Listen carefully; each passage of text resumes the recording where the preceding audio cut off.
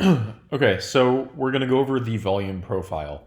And this is something that I get a lot of questions about. And also, people ask me how I'll find specific supports and resistances without having any clear trend line at that level. And so, these bars here is the volume profile. On TradingView, it's volume profile. On TrendSpider, it's volume by price. And so, basically, what this does is it gives you the volume of that equity at that price. And so this is your regular volume down here. So you can just see kind of like in this, we're on the daily chart. So on this day, this is where the volume was on that for that entire day. You just had like a larger sell volume than the following day. And what this does is it actually tells you at which price that volume was kind of at. And so before we start, volume is, if you don't know, it's just the amount of shares traded at that given time. So on the daily chart, then volume would be done on the 1 day time frame. So if there's 100 million shares, that's 100 million shares traded for that 1 day. Now if you're on the 5 minute chart and there's 10,000 shares, 10,000 shares for that 5 minute block, not for the entire day up to that point. And so why this is important is we can see here that this is the largest volume at this price on the daily. And what this purple line is the point of control. So what the point of control tells me is at this level here at 417.77, there have been more shares bought and sold than any other point on the chart. And what that does is it provides liquidity. It provides knowledge of or an insight. If the stock were to go up to this point, there's going to be people selling. For anybody who has once it dipped here and came back up, there's going to be people selling to kind of lock in profits if they had bought at that point. Not lock in profits, but break even. So there will be resistance if it's coming up to it. Now, if it's falling down to it and it falls down to this level, you can expect it to bounce because there's a lot of people in there who bought at that price and are willing to buy more and kind of keep it afloat. So you can use it as support and resistance. Now, this gap in between, which I can mark here, this kind of big void is almost no man's land. Like if SPY were to fall beneath, you can use this here as its support. So if it were to fall beneath 411, which is this last kind of large volume bar, there's not really too many people in between that and here to start bidding on it and buying the shares up to hold it afloat. So you're really going to struggle to find any sort of support in this area. Even though this gap fill right here does show support, it's not going to be very strong. It's going to be a mental support. It's not going to be a liquid support. And so having the liquidity, which would just be, there's a huge pool of people buying and selling. So there's going to be a lot of support or resistance at that area. If you don't have that here and it's just kind of like a mental support, it's only going to hold up for so long. So when you are trading, you got to look out for these. And whether or not they line up with actual supports and resistances, it doesn't matter that much, just because this is evidence of all of these shares, being ready to get sold or bought at these levels. So you can bring it down. It's really great for day trading as well. You can use it even on the 5-minute chart.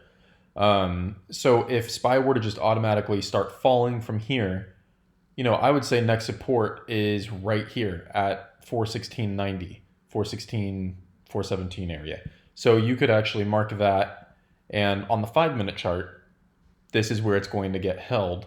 And it probably is either going to bounce here or consolidate a little bit before continuing lower. But it has to eat through all of these shares that have been traded at this level. So this is almost an invisible support and resistance. But if you turn on the volume profile, it just kind of gives you a lot of insight as to where you're going to have issues or where you're going to catch a bounce. And so I'll see if I can pick it up. I don't know really if much is moving on crypto right now, but because that chart, this market is live right now, let's see. So Ethereum Classic is falling. I would assume that it would bounce here. If it's going to bounce anywhere, it's going to be right here at this 147 area.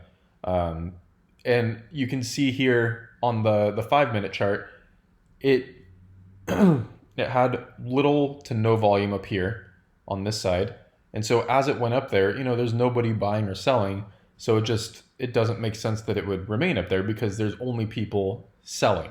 There's not really any buyers. There's not a lot of liquidity there. People aren't seeing the value in Ethereum Classic at $180 at this moment in time on this 5-minute candle.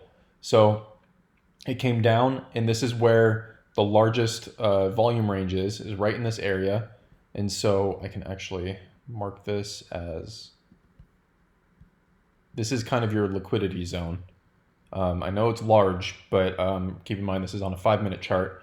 And this is just where you're going to see the most movement. Now, when it decides to break out, because there are no more buyers or sellers like up here at all-time highs, it can move very rapidly, but it can crash just as hard, which is very similar to what happened here. Now, if it were to go down, there's a lot of shares down here, a lot of coins that will catch it. So there's a lot of people that traded it down here that are willing to catch it. So it's going to be a lot tougher for it to fall down than it is for it to go up, because there's going to be so many people in this area that are just waiting to catch it. And keep in mind, this picks up shorts as well. So there could be a lot of people that shorted it right here at 130. And as soon as it comes down in here, they're going to buy back their shorts, and that's going to support it. So this is why when you're above one of the volume bars, look at it as support. And when you're below one of the volume bars, you're going to be looking at it as resistance. And so just throw this up on your chart. I have my colors muted. You can make them very bright, but I like them muted. That way it kind of blends in with my charts, and it doesn't really take up too much of my, I guess, my visibility on the chart. So it's a very nice background indicator, and it works extremely well, and I highly recommend throwing it on your charts.